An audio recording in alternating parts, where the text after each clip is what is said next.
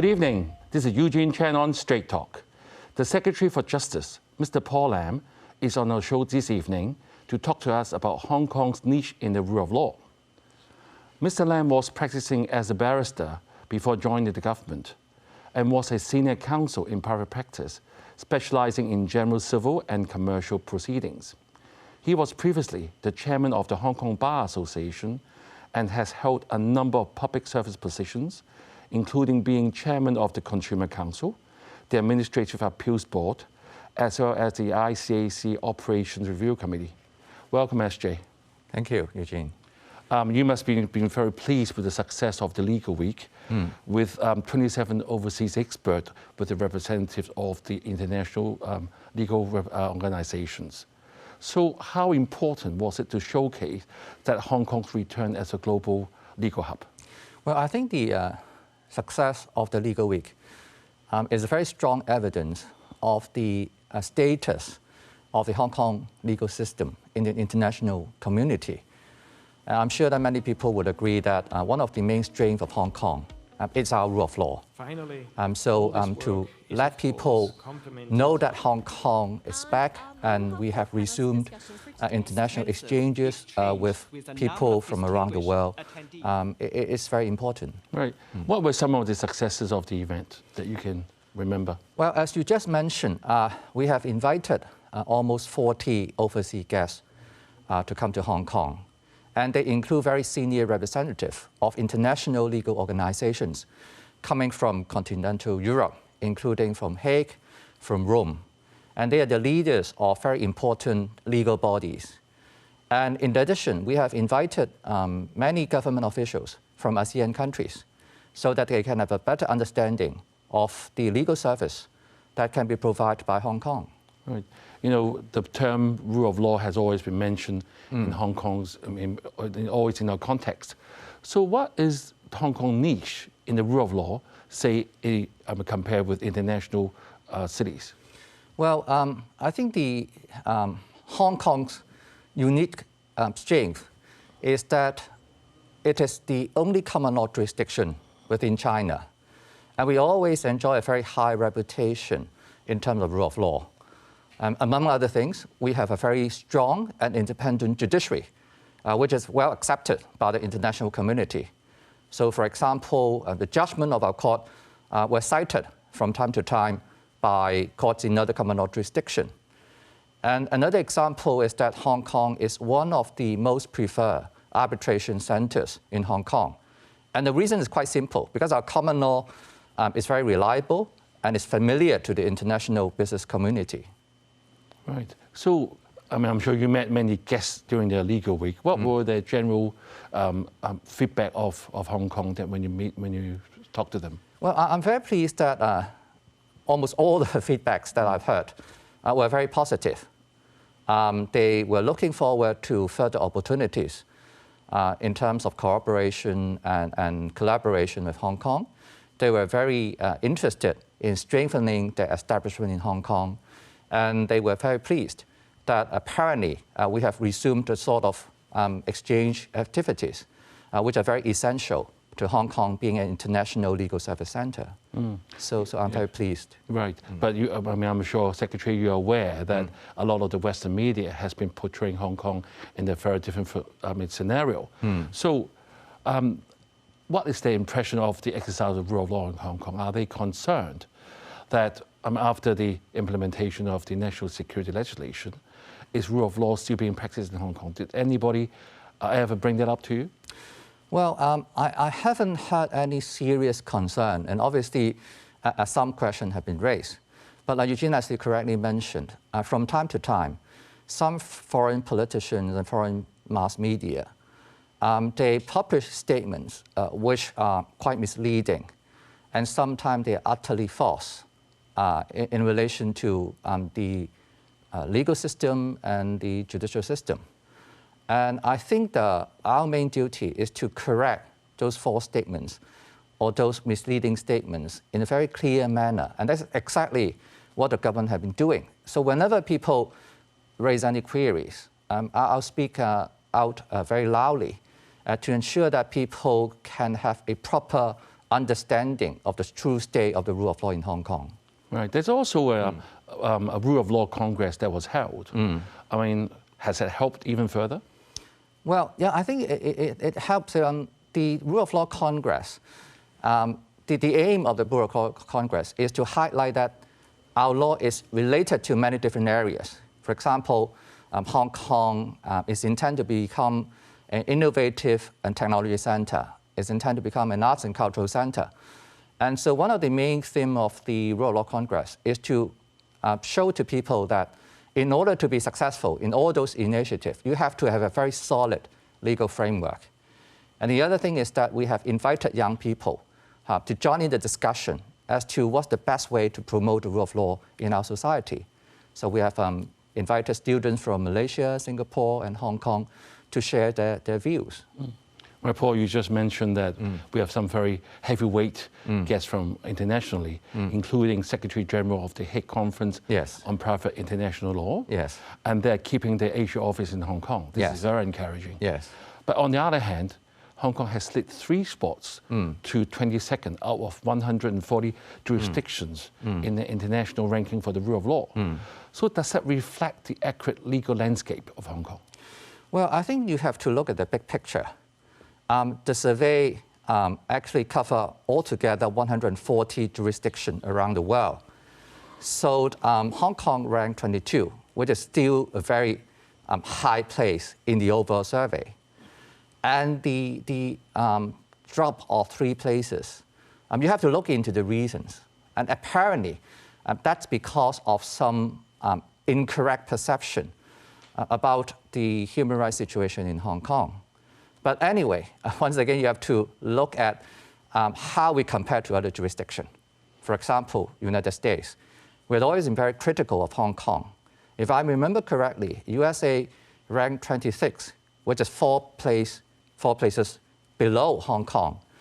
And I also recall a number of European Union countries also ranked after Hong Kong, for example, Spain, if I recall correctly, Portugal, Italy. So I'm simply inviting people to look at the matter in context. I think Hong Kong still ranks very high, and there's no reason for us to doubt the status of the rule of law in Hong Kong. Right, and also another term that we often come across is judicial independence, which is the cornerstone of Hong Kong. You are now being the Secretary of Justice, you are basically the legal person in charge for the Hong Kong government. How would you suggest that Hong Kong government should continue to safeguard this important factor? Well, it's very important for us to bear in mind that judicial independence is guaranteed by various provisions in the basic law. For example, there are very clear provisions in relation to how judges are appointed. They were appointed upon the recommendation of an independent commission and then to be appointed by chief executive. And there are provisions clearly stated that judges are supposed to decide the cases independently, free from interference. And there are very stringent provisions to ensure that judges cannot be removed easily. So I think we have to start with the guarantees contained in the basic law itself. Right, the effect of geopolitical factors have been mentioned in numerous contexts, and I'm sure that's part of the reason why we have slipped from 3 spots to number 22 in the world. See, when you become the Secretary for Justice, a U.S. Congressional Commission called for sanctions to yourself and 15 of your prosecutors accusing you for carrying out political prosecution. So what is your response to this? Well, I was obviously very upset and furious. Because to begin with, the accusations are completely groundless. And there was no justification for foreign politicians to threaten, not just to sanction myself, but also my colleagues, who were simply discharging their duties as prosecutors. They are playing a very important role in the rule of law.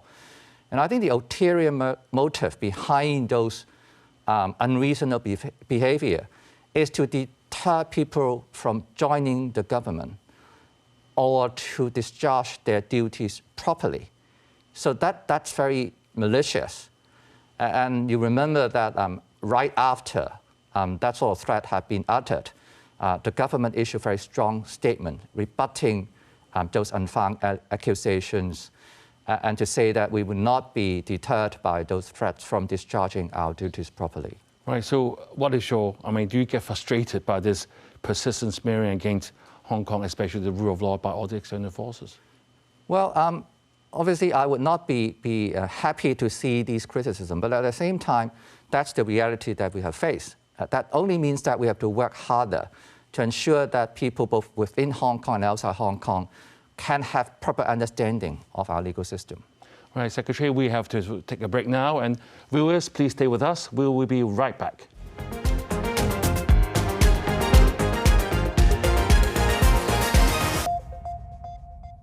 Thank you for staying with us. Secretary Paul Lam is on our show this evening, and we have been talking about Hong Kong's niche in the rule of law.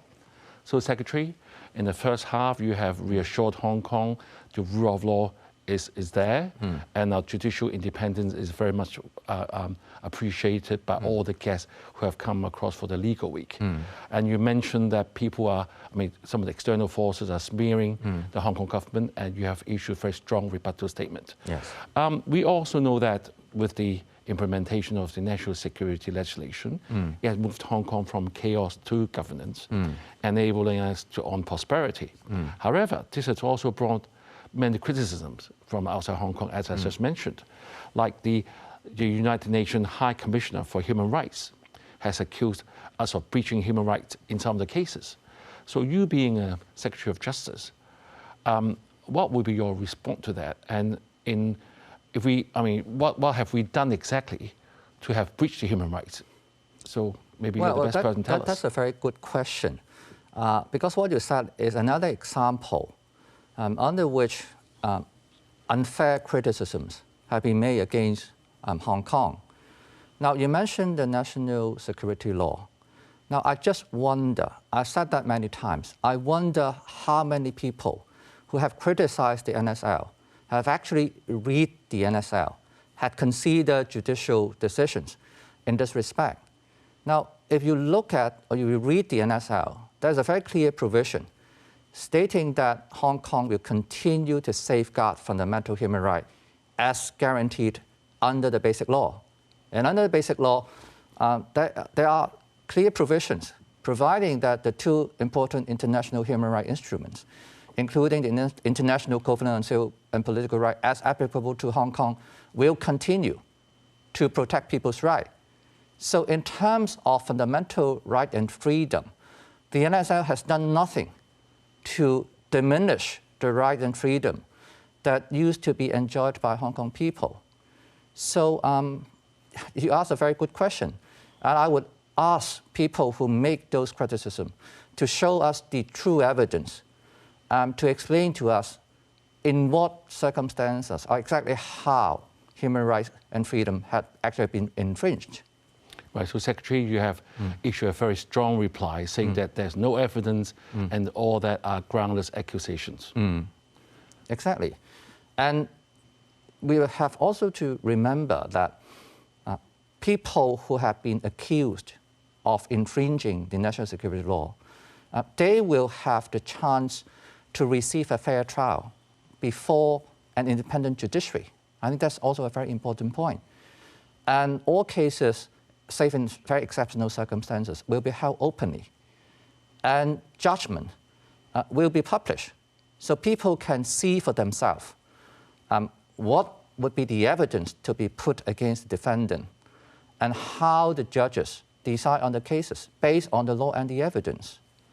Right, Secretary, and another high-profile in the news recently, high-profile news is that the appeal court has upheld the ruling to allow a foreign barrister to defend one of the person that has been being accused. And judging that public perception of fairness is of vital importance to the administration of justice. This is the reason. I'm sure we are not going to discuss about individual case, but I'm sure the viewers will appreciate from you as a controlling officer to tell us what are the general principles of Hong Kong people being able to engage foreign barristers in court cases. In other words, to allow admission for specific purposes. Well, Eugene, thank you for giving me the chance to restate the general principles. it's very important for people to understand that admission of overseas counsel to practice in Hong Kong is an exception. Because I'm sure you understand that, just like me, we have to undergo very stringent training in order to become qualified to practice in Hong Kong. So overseas counsel will only be allowed to practice in Hong Kong in very exceptional circumstances. For example, when the case itself is unusually difficult or unusually complex, so that you cannot really find a suitable local counsel who is in a position to assist one of the parties to the legal proceedings. So these are very, very stringent and strict conditions which must be fulfilled because we need to safeguard the interests of the local legal profession. And we have to understand that we have very competent local legal practitioners in Hong Kong. And I think in 99.99% of cases, there is no reason to doubt whatsoever that all parties to legal proceedings will receive proper legal representation by local counsel, barristers, and solicitors. Right, thank you for the clarification, because we often hear in the news that there's such a barristers from, say, from the UK, some of the QC coming to Hong Kong. You always felt that they are regular visitors. So you're making it very clear to them. Yeah, I don't think so. I think that that's a misconception to believe that they can come very often or very easily or as a matter of course. I wish to emphasize that overseas counsel coming to Hong Kong is the exception, not the norm. Right. Secretary, we have, by talking with you so far, we have established a very strong point that the decline of the rule of law in Hong Kong is not there. And we are upholding our judicial independence. So, but all this misinformation has been fed locally and also internationally. So what are your plans to counteract all this? Well, there are two things that I intend to do. Firstly, it's important to maintain and enhance people's confidence in our legal system internally. So what I'm going to do is to set up a steering committee on the rule of law education. And the purpose is to ensure that fellow citizens of Hong Kong will have some proper understanding of our legal system so that they will not be misled by false information. And secondly, obviously, we have to go out of Hong Kong to speak to people outside Hong Kong face to face as to what's actually happening in Hong Kong so that I can be given the chance to dispel whatever doubts or questions that they might have in relation to our legal or judicial system. So I'm planning that to make some overseas trips next year. So I think these are the things that I believe to be very, very important. Right, and also I also hear of the idea of train the trainers. How would you use that to help to promote the law? Well, I note that many people have taken part in promoting the rule of law. For example, teachers, social workers, community leaders. They will be the people who speak directly to young people and other citizens of Hong Kong. So it's very important to ensure that this group of people who are described as trainers, they themselves would have a very solid, correct and proper understanding of various aspects of our legal system. For example, the Constitution of China, the Basic Law, the National Security Law, the meaning of common law, the general concept about rule of law. So all these essential components of our legal system have to be taught to these people who themselves would then go outside and speak to other people. Paul, earlier you mentioned about Hong Kong's popularity of being a mediation center. You know that Hong Kong has been given the role of being one of the 8 centers, being the international legal and dispute resolution services in the Asia-Pacific region by our nation. Yes. What plans do you have to also promote this? And also, how do we develop our profession so that we have more experts? Well, as you correctly pointed out, one of the missions given by the Central Authority under the 14th Five-Year Plan and also the Greater Bay Area Initiative is to develop Hong Kong into an international legal service and dispute resolution center. So firstly, we have to reform and improve our law continuously so that it can meet the expectation and demands of the international business community. Because what we are trying to do is to turn Hong Kong into a super connector.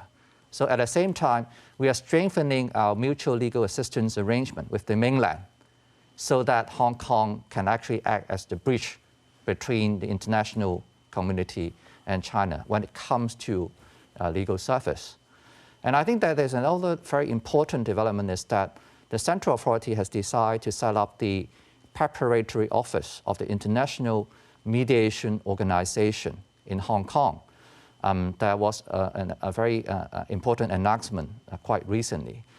It's quite unprecedented because it's the first time that the central authority has agreed to allow Hong Kong to become so to speak, the headquarters of an international organization.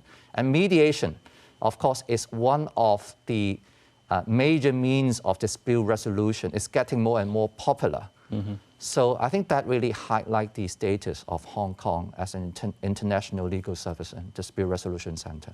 Right, Secretary, do we have, as I said earlier, we need the talents, and we have the Chief Executive here. A few weeks ago, we're trawling for talents. We have Secretary Algernon here as well, trawling for businesses. Yeah. So do you have this daunting task of having to invite overseas experts to come to Hong Kong, or you prefer to work closely with our legal sector to actually train our local lawyers? Well, I think we'll do whatever possible to ensure that we have sufficient legal talents in order to run the legal service center.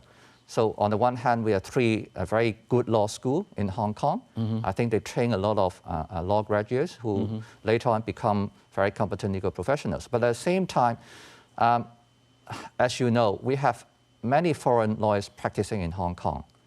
And many of them were allowed to practice the law of their jurisdiction, and some practice Hong Kong law. So Hong Kong is a very open society. And provided they fulfill the requirements of professional bodies, and obviously we will do our best to facilitate people from overseas coming to Hong Kong and join hands together with our local people, local professionals, in order to turn Hong Kong into a more successful international legal service and dispute resolution center. Right, we have to leave it here, SJ. And thank you for giving us a better understanding of a Hong Kong niche in the rule of law, how it forms the cornerstone of Hong Kong's success and enables us to fulfill our role in the development of our nation. Have a pleasant evening and good night.